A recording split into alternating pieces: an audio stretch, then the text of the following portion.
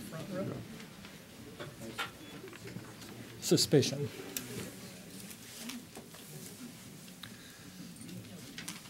Good afternoon and welcome to the Heritage Foundation, to our Louis Lehrman Auditorium. We, of course, welcome all those who join us on our heritage.org website on this occasion.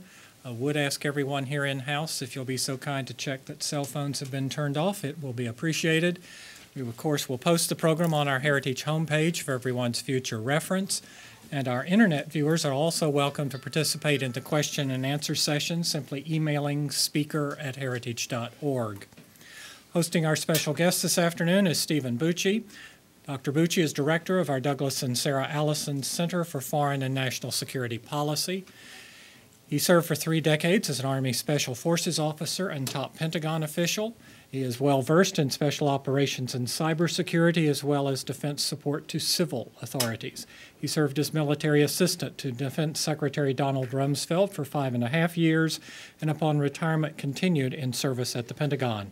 Immediately prior to joining us here at Heritage, he was a lead consultant for IBM on cybersecurity, and he is also an adjunct professor of leadership at George Mason University. Please join me in welcoming Dr. Steve Bucci. Steve? Well, let me add my welcome to all of you here. This is the second of these events that we've done since I've been in the Allison Center. This is a program that we benefit from, an organization called Our Soldiers Speak, that bring senior officials from the Israeli Defense Force here to the United States to talk to us, to inform us, and give us better insight into both the difficulties they face and, more importantly in this case, how they face them. Last year we had one of their Judge Advocate General officers who dealt with the legal issues involved with dealing with the populations in the areas right around Israel. In this case, we have Brigadier General Sachar Shohat, who is the commander of the IDF Air Defense Forces. In our military, we lovingly call guys like the general duck hunters. Right? They shoot down things that fly through the air. He has spent his entire career in this part of the military, from being a junior commander through staff jobs, working on the development of some of the systems he's going to speak about, all the way up to presently being in charge of the whole thing. He has a really, really tough job in protecting the nation of Israel from the threats that it faces. And I am not going to take up any more time, but let him come to the podium. He's going to speak and explain a few things, and then we'll go into question and answer. I will be the moderator for that part. I will ask you to identify yourself when I call on you, and then for those of you who've seen me before, you've heard this, but please, I'll give you 2 sentences, and if I don't hear a question mark at the end of one of them, I'm going to ask you to sit down. All right, this is not a time to do speeches from the floor. We want to ask a question so we maximize the time of the general answering them. And if you really want to give a speech here sometime, see me afterwards. I'll be happy to arrange, get you on a panel, and you can come here and give a speech, but not from the seats. So with that, I will turn it over to the general. Sir.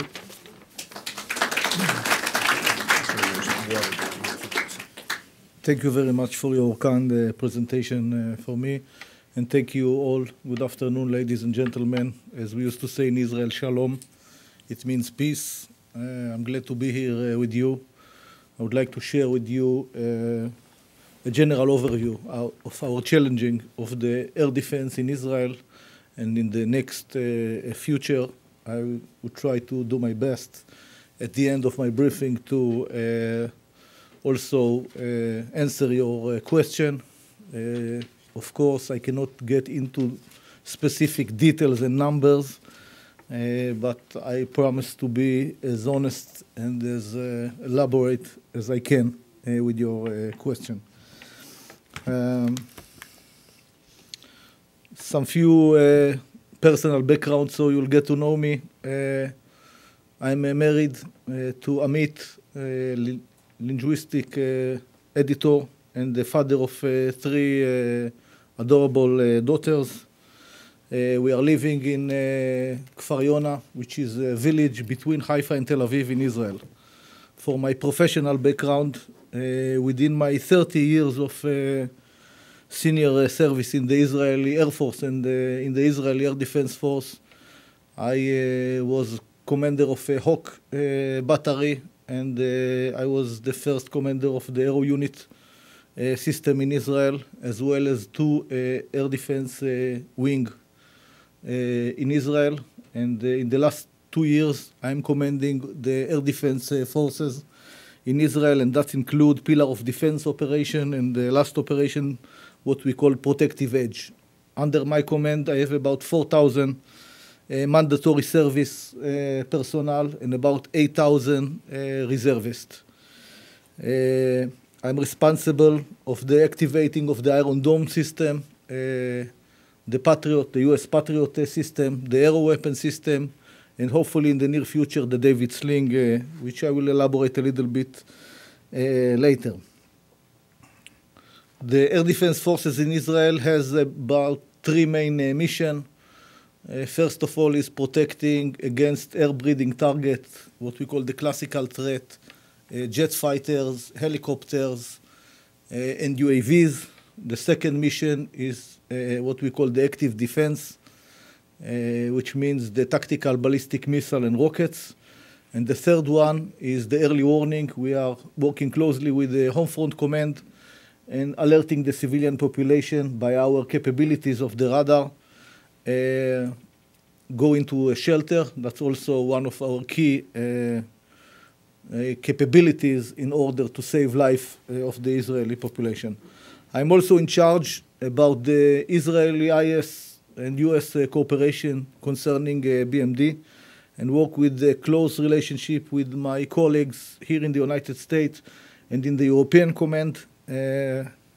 And we are practicing from time to time a very sophisticated and large exercise in order to enhance the capability and the regional defense of Israel. I would like to orient you a little bit about, of course, the challenges of the state of Israel. As you probably, most of you know, Israel placed in between 3 continents, Asia, Africa, and Europe. We have about 8 million citizens, and this is a very small country with no strategic depth due to our, what we call the narrow waist. About 80% of our population are living in about 80-mile strip, and so is our economy. And we are living really in what I would call a big or huge Islamic neighborhood. For you that are not familiar in Israel, I would like you to know that Israel is a little bit smaller than Lake Michigan. So it's a very challengeable area also to protect. If I can and have to describe the new trends in the modern warfare, so instead of maneuvering, ground maneuvering of forces and intruding other nations, we now see 3 main trends in the war fighting. One is what we call the cyber, the war between the computers. The second is, I think, the UAVs and what we call the low cross radar section. And the third, the last, but of course not least, is all the issue with the rocket and the tactical ballistic missile. Especially Western country does not like to intrude on ground maneuvers because a lot of reasons. One of them that the capability is now afford standoff and air attacks instead of ground maneuvering. And there are a lot of other issues, important issues such as human life, international law, legitimacy from your population, from the other world, and so on. So the enemy in our region realized, I think since the 80s, that they cannot deal with the Israeli Air Force supremacy in terms of regular military confrontation. So they are searching for alternative, and the alternative was the tactical ballistic missile and rockets. Those countries sponsored by Iran, which is not only make instability in the region and in charge of proliferation of tactical ballistic missile and rockets, but also the supporter of knowledge, technology, training, and practicing from non-state actor and terror organization in the region, all aiming to threaten the northern and the southern part of Israel. If during the Second Lebanon War, what we call it in Israel, 2006, we had to deal with about 4,000 rockets that aimed to Israel in about a month. A few hours later, during a Pillar of Defense operation, 2012, we dealt with 1,500 rockets per week. And in our last operation, the last campaign, Protective Edge, we had to deal with more than 4,500 rockets that was shot to Israel during 50 days in a row. And for the first time, we saw also the UAVs, the second trends that I mentioned, that was activated from Gaza Strip against Israel. And if I have to look for the future, I can emphasize that we'll have to deal with hundreds of rockets per day and from dozens of UAVs and other. And the next generation of weapon system in the arena is the cruise missiles. The revolution of the tactical ballistic missile and rockets, it's not only with the quantity issue, it's also by the ranges, by the type of arms, and most important, I think, the accuracy, because the accuracy that is led by navigation system, like GPS that we are all use. And if you put a GPS guided on a tactical ballistic missile, now you have a precise standoff weapon system for a terror organization and non-state actor. And this capability, of course, have a potential of, if I may say so, strategic damage, because now you have to deal with a very accurate standoff weapon. If you add the quantity to the explosive mass and the accuracy and the lack of morale of some countries and organizations, as we saw during the Iran-Iraq war, during the 80s, while they were using chemical weapons against each other, and just recently by the Assad regime in Syria. So you can assume that this is a very serious and very challenging arena. Air defense in a modern era must provide response to the new threat along to the answer to the existing one. The old one, like the airplanes and helicopters, and terror from air, such as September 11 type of terror, which you are all familiar with. And of course, the answer to the USVs and the cruise missile and the tactical ballistic missile and rockets. So the answer has to be multidimensional. It will have to include some political and security effort, both revealed and secret. In the obvious air defense area, I can note, of course, deterrence, or as President Roosevelt once said, speak softly and carry a big stick. But it's not only to carry the big stick, you have the means to use it if it's necessary. Because if the other side does not think that you are going to use the stick, the deterrence is not working. So you see other terror organization attacking Israel, although we are very powerful, and you see other organization attacking United States, like September 11, though United States is very powerful, of course. We can use also, of course, the foiling and the prevention acts, like we catch the close sea vessel that was bringing the ammunition to the Gaza Strip. Of course, you have to have attack capabilities in order to prevent some of these. You have to have very sophisticated passive defense.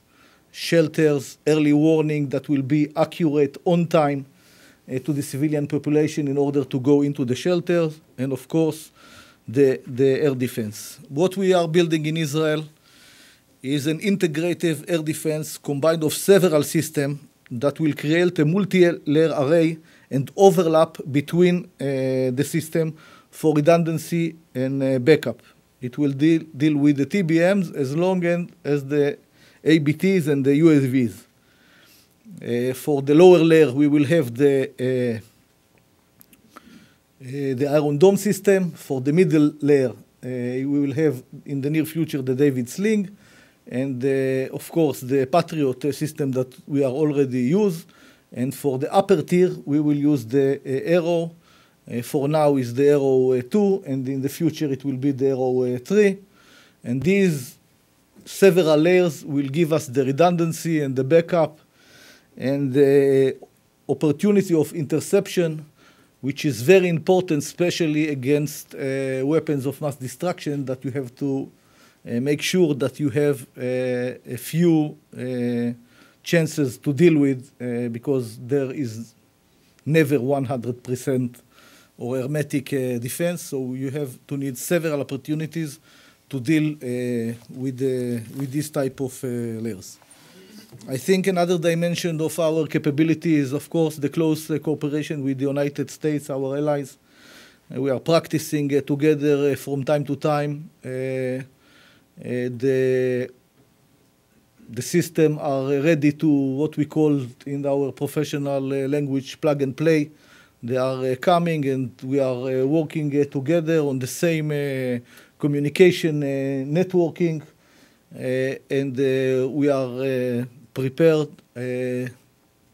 with a pre-prepared doctrine and rules of engagement and other type of means in order to mitigate the challenge.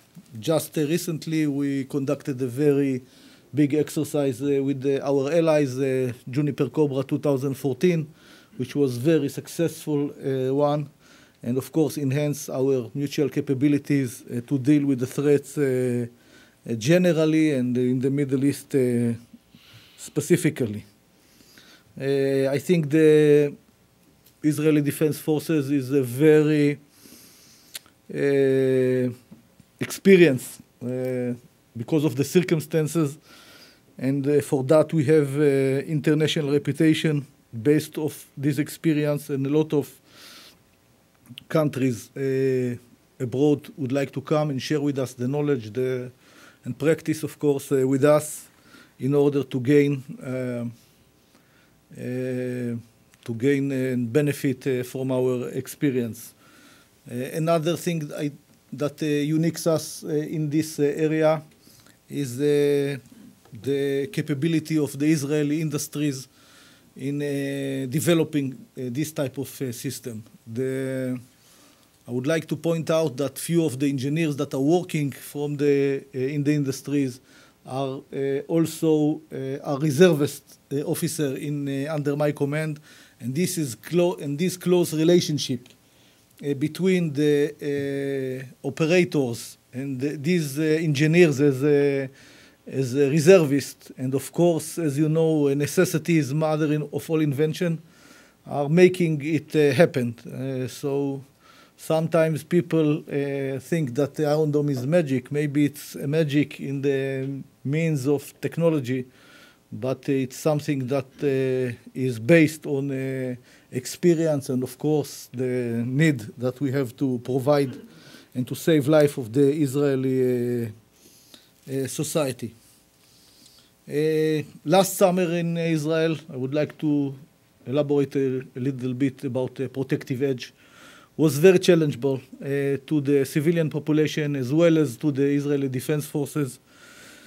We fought about 50 days against the terror that came from Gaza. All started by the homicide of 3 young students on their way home, and led to the protective edge operation for 50 days. About 4,700 rockets and mortars were shot to Israel.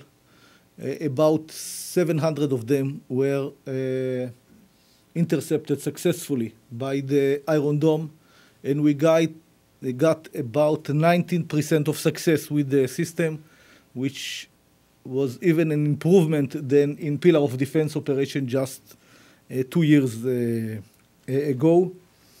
I think the system played a major role, not only of saving life and maintaining a normal life to the people of Israel during the summer when all the children has to be in vacation. So we had other plans for that time, but also gave the leaders, if I may say so, more leeway in the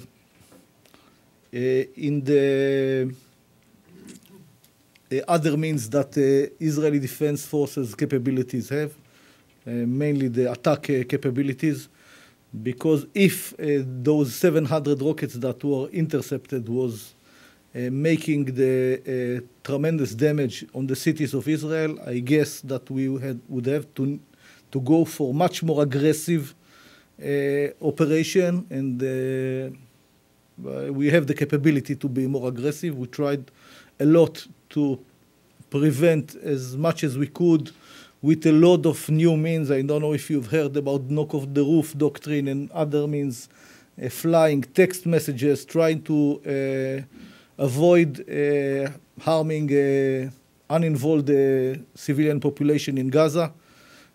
But as you know, war is no picnic for anyone. And the first priority of a democratic country is to defend its citizens, and that's what we are doing.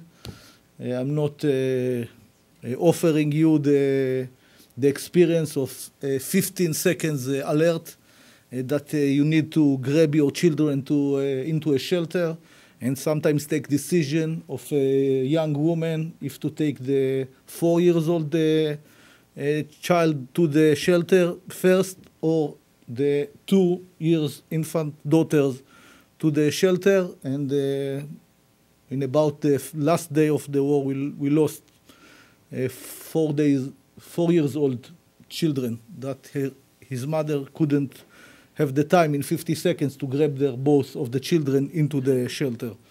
So she took the small one, and the 4 years old named Daniel was killed in the last day of the operation.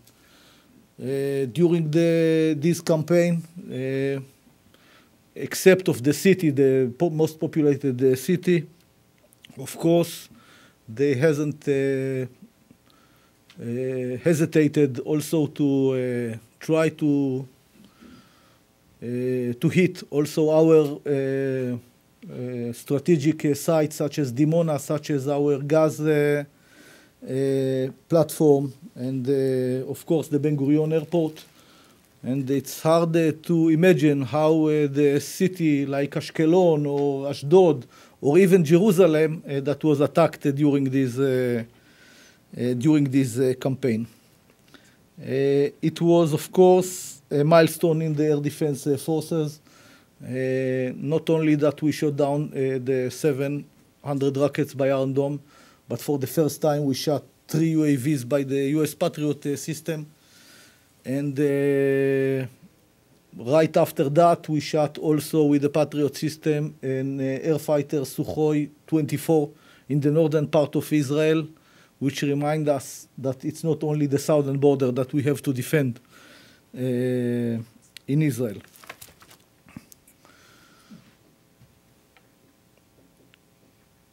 So before I'm going to the questions, I would like to say that air defense, I think, is essential part of the capabilities. Of course, if you want a decisive victory, you need to have also attack capabilities, because you cannot win a war without the attack capabilities. But still, the defense, air defense in the modern era is very important, not only by protecting the civilian population, but of course giving the capability to the other means of the Israeli Defense Forces to use it very flexible, and of course giving also the government more leeway in choosing the next step of the war. So that's conclude my briefing and the general overview that I would like to share with you, and I would be glad to answer the question. Okay.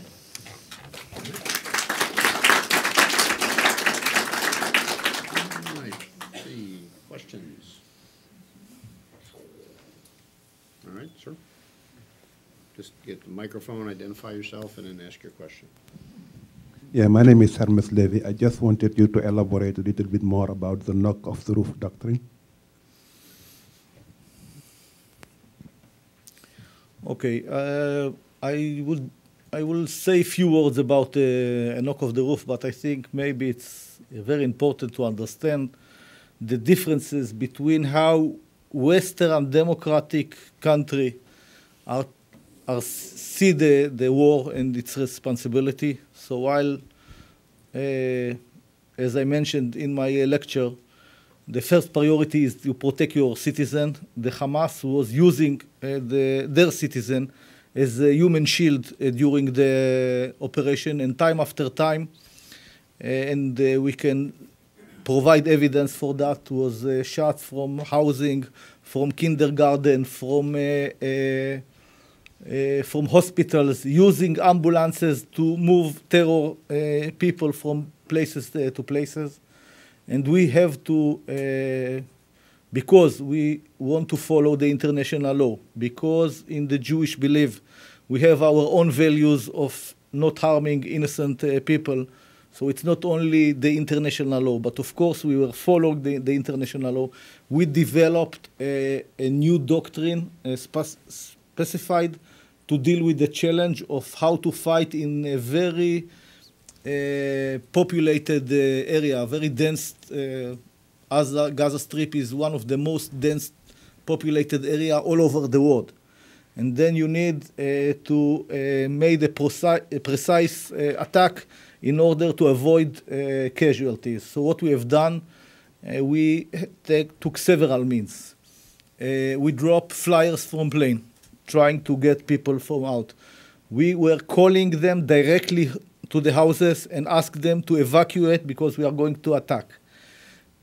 We text messages them into their cell phones in order to evacuate them from the house. And last, we use what we call the knock on the roof. So we took very small ammunition missile and were shot it first that it will not make collateral damage. And only 5 minutes after, we were bombing the place.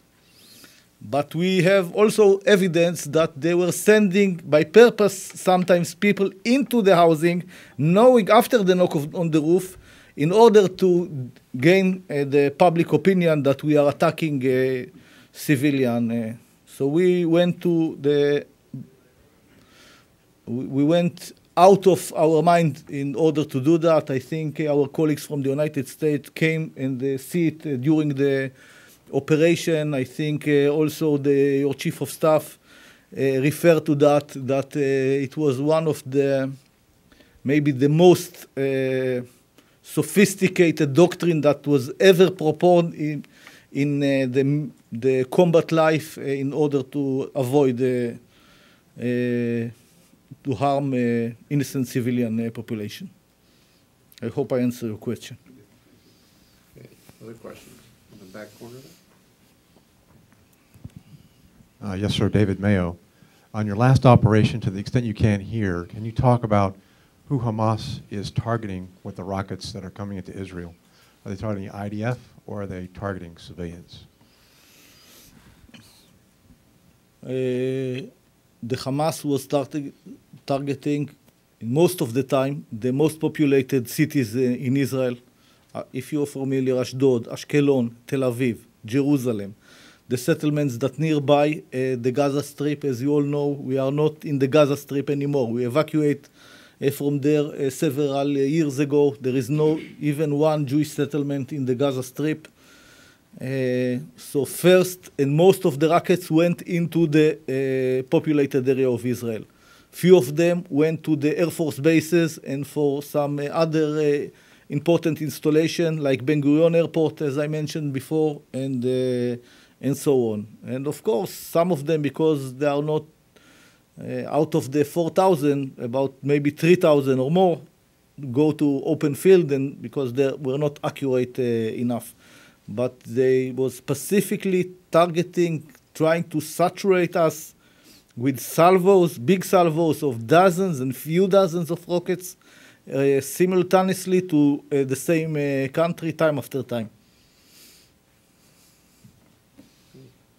Yes, ma'am. You wait for the microphone. Thank you. Maybe you can't give an opinion on this, but with the United States now seemingly almost allying itself with Iran, continuing talks with Iran and encouraging Iran to help us with ISIS, but at the same time, Iran seems to be arming people in Syria who are, again, how do you feel about that? The coexistence of the United States now and Iran, takes my breath away. I cannot comment about United States diplomacy or of way of acting towards Iran. I can only say that we are very worried about what's going on in Iran because we know that they already have the capability to launch a missile not only to Israel but almost to the entire Europe. During the next 5 years, I think they will gain the capability to shoot a long-range ballistic missile for all over Europe. And if they will gain also the means of unconventional warhead or weapons of mass destruction, the only thing will be to combine the platform to the warhead, and then they have strategic capability. We're all familiar about what happened with North Korea and what is the level now that we have to maintain with North Korea because of this capability. This instability in the region and this type of region is very familiar to all of us. I just happened to see the Argo film. I don't know if you are familiar with this type of film. But Iran can change dramatically from one side to another. And this is something that we have to put in mind. And to the other things I cannot refer since I'm a general in uniform. Jim? Jim Phelps with the Heritage Foundation, and I wonder if you could just say a few words about how Iran has transferred missile technology to Hezbollah and to Hamas, and I'm especially interested in UAVs, which seem to be popping up a lot more recently. I mentioned in my briefing, we see Iran as the causing of the instability in the region. Of course, it's export the munition, simple as that. We saw it in the close sea vessel ship that we stopped few months ago, and we took the vessel into the Eilat port in the southern part of Israel. We took out the thing that was in the ship, and we show all the world how many missiles and rockets were there. But it's not only by exporting the rockets itself. It's about training troops in Iran, about educate them, and that's basically Hezbollah and Hamas are the proxies of Iran in the area. So it's not only by providing the ammunition, it's by providing the technology, it's by training, it's by educating, it's by sending them. And this is how it works. It's kind of an octopus with a lot of arms that send it to the state or to the arena of Israel from the north and from the south, then part of Israel. And it goes by a lot of means. Next question. Yes, sir, in the back, and then you next, sir. Thank you, General. Chung Yup-woo from the ASEAN Institute for Policy Studies based in Seoul. For several months ago, CEO of Rafael mentioned that South Korea showed some intention of buying Iron Dome from Israel. And there's some discussion in Korea that considering the size of like expected attack from the North Korea, the volume of the size will be much bigger than the Hamas attack on Israel.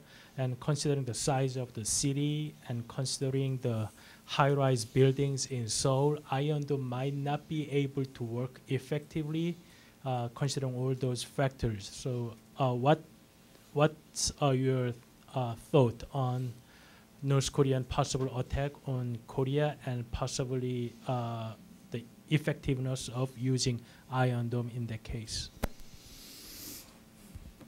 To answer you, probably I have to learn a lot about the structure of South Korea and North Korea. I'm not an expert for that region. I'm hardly do my work in defending the small state of Israel. As I mentioned in my lecture, if you would like to deal with the complicated threats, as you mentioned, and from one hand and the other end, there is no 100%. There is no guarantee of hermetic defense. So you need to have a mix of system and mass of firepower in order to maximum your capabilities to meet this type of challenges. Of course, if you can deter, it will be better. But as you all know, and I mentioned it, while you give some unstable country nuclear capability, it is very hard to deter this type of countries. And otherwise, the situation over there is very complicated. I'm glad to hear that they choose Israeli systems, but I'm not involved with the industry and the exporting of the system, but only by operating them. And for the moment, I can't help them from my position. Okay, sir.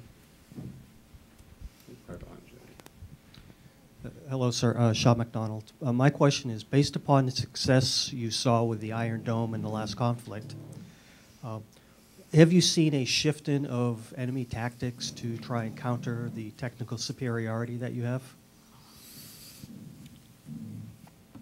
We saw during the protective edge the Hamas using a lot of other means, rather than tactical ballistic missile and rockets. We saw special forces that were coming from the sea. And of course, we saw the capabilities of the terror tunnels that were dig from the Gaza Strip into the settlements that were nearby this area. So they put a lot of effort in order to create surprises and to go for new dimensions of the war. Fortunately, we were ready enough to deal with this challenge, and there were no even single time that we were not prepared to do that. I don't think they are going to desert because of our success to deal with the rockets and the missile. I think they will go for more sophisticated, more in quantities and try to challenge us and saturate the system. And of course, look for other means. I mentioned the cyber of one of the new developed, and you have to put in your mind that as more as you are sophisticated the country and using the technology for your means, you are most vulnerable to this type of thing. So I think cyber will be one of the most uprising other means that terror organization will use in order to deal with the high technology capabilities of Western modern countries.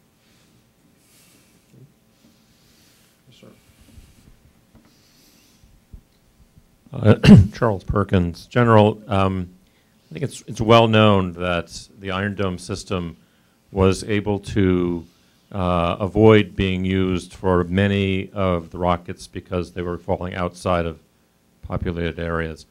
One of the trends that you described was, for example, adding GPS or methods of the other side is going to make the missiles much more accurate, combined with longer range systems. In the next round, maybe it will be with Lebanon, then you are going to perhaps face a situation where 90% of the incoming rounds will have to be engaged because they'll be accurate enough to hit where they're being aimed. So I'm wondering if you can talk about what has to happen in the air defense forces to expand your capabilities, your quality, your quantity, to maintain that so-called qualitative edge in the face of a situation where the salvo attacks are coming in the form of very accurate, perhaps air-breathing threats. What that means in terms of your budget, which we know is very stressed right now, to make sure that the air defense forces are up to the task for the next round. Concerning with the budget, it's going to be a very challengeable, as it's in all over the world with the military, because security is not only capabilities, but it's also education, it's also the strength of the society. And fortunately, the Israeli society stood up very strongly this summer to go through these 50 days of campaign. In the air defense, it means that we will have to procure more batteries and more systems. I was mentioning the David Sling, I was mentioning the Arrow 3, I was mentioning enhanced capabilities by the US forces and how to work with coalition and maybe offer some more European countries to work as an alliance in order to face this type of challenge, because it's not, now it's Israel, tomorrow is in Paris, and the day after it will be in the United Kingdom. The second thing is to make the civilian population very ready for this type of challenges. We are now have very sophisticated early warning alert, and we are practicing with the civilian population, with the kindergarten, with the schools, and people in Israel know how to react very fast in order to go into shelters. And last, and that's very important that our enemies from the north will know, is if we have to face the northern front of Israel, and that will be the circumstances. We will have to use 10 times power in our attack capabilities, and we have attack capabilities, and I think they felt it in 2006, and by that they kind of deter from that. I guess we also improved a little bit from that time in our capabilities, and if somebody would like to test us, I think we will use all our means to defend our people. I have a question. General, if you could walk us through, there's a Hamas rocket is launched towards Israel. Could you walk us through the steps that go on and the decision points in an Iron Dome engagement with a specific attack? Yes. This is about 60-second threat from the launch point until the ground intercept point. This is all you got. You got only 16 minutes. Probably in the seconds. Minutes is a long term. Hope we have 16 minutes. This is a program, not a reality. The reality is 60 seconds. 60 seconds, it will take about 10 to 15 seconds to detect the target and to evaluate if it's going to fall on a populated area or one of our defended area. If it's going to go to a non-defended area, like an open field, we just let it fall because, of course, there is also the issue of the money. It takes a lot of money to intercept this type of thing. A few decades ago, what we call to shoot a bullet with a bullet was in science fiction because the velocity is very high and it's very hard to do.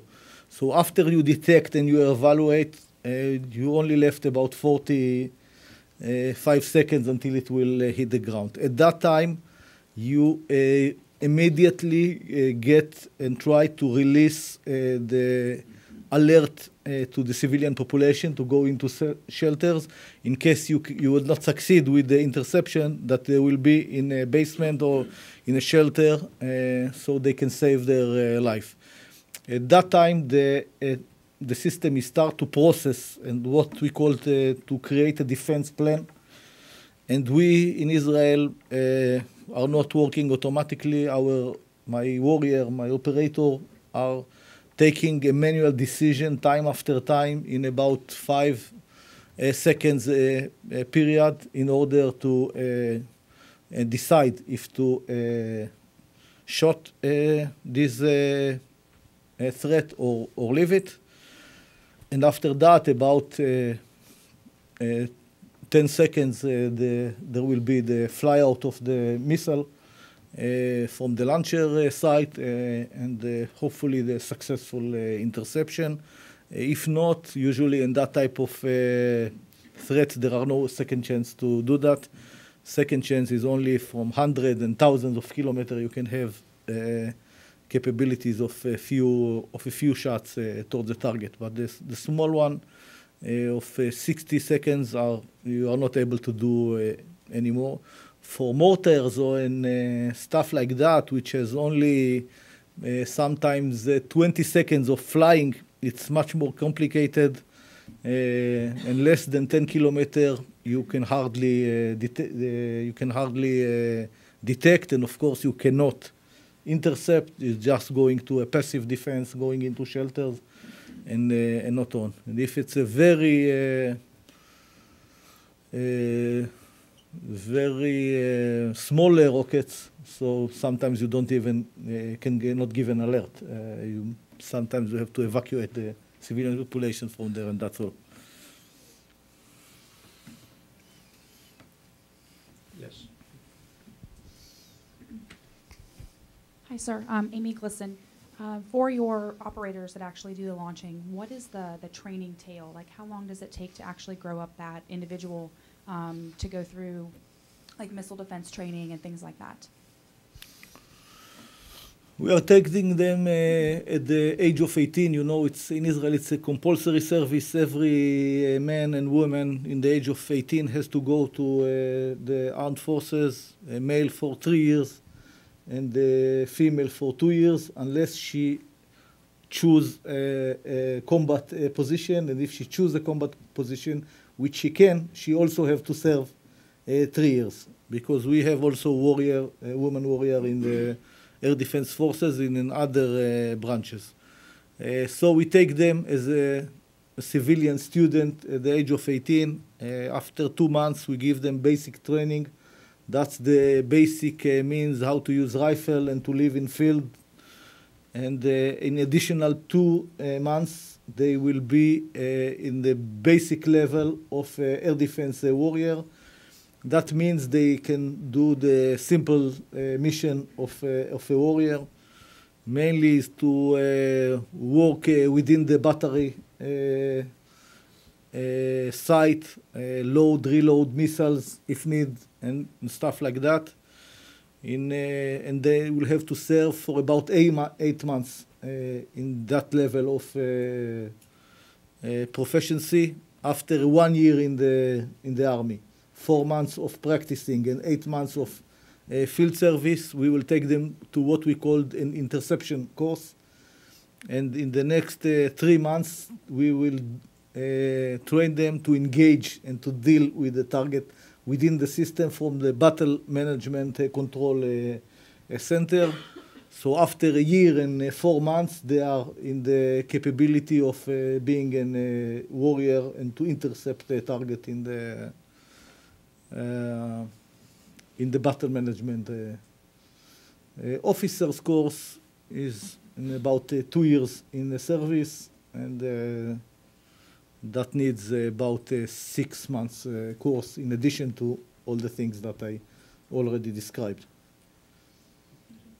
And the kids pressing the button when they get to that last 10, 15 seconds, that's a young enlisted soldier? No, this is 1 year and 4 months experience soldier.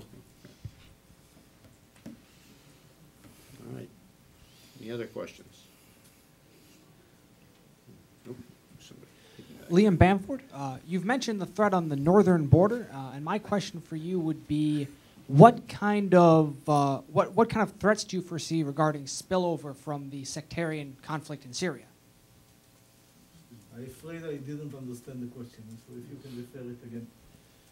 Regarding the northern border, so we've talked a lot about Gaza in the south. The northern border regarding Hezbollah and the kind of the conflict going on right now in Syria, what kind of spillover do you foresee, if any, regarding that conflict in the north?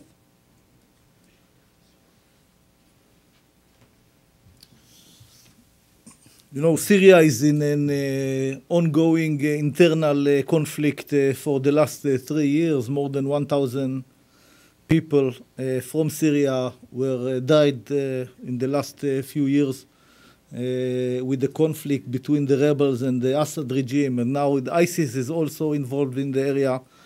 And we are just observing from behind and tried as much as we can not to involve with this interior conflict of Syria.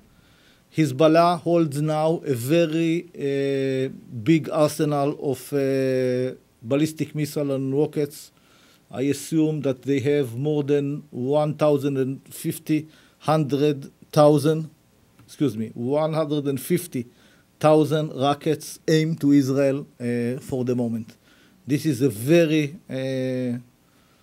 large firepower. It comes in all ranges between few kilometers up to more than several hundreds of kilometers. So they can aim and targeting the whole country of Israel from the northern part until the most southern part of Israel. As long as UAV's capabilities and the other means. Of course, since they are involved with the fighting in Syria, because they are supporting the Assad regime, they are now also experienced in the war fighting for the last few years. I hope they are exhausted a little bit, but I know that they are professional, and I treat them as a professional, and I prepare myself, and we prepare our Israeli Defense Forces to fight with the professional capabilities, and hope to avoid this type of conflict. But if it will force us, we will do that. We don't like to see ammunition and capabilities coming from Iran through Syria to the Hezbollah organization, and we emphasize our concern about this type of things. And I hope, as I mentioned, that it will not happen. If it will happen, we will use all our means to defend ourselves. But if it will happen, I think it will be very challenging mission to my forces, and this is what we are prepared for. All right, please join me in thanking the General.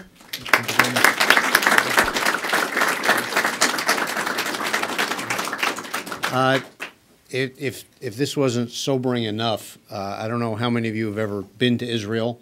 I was never in Israel during one of the major conflicts.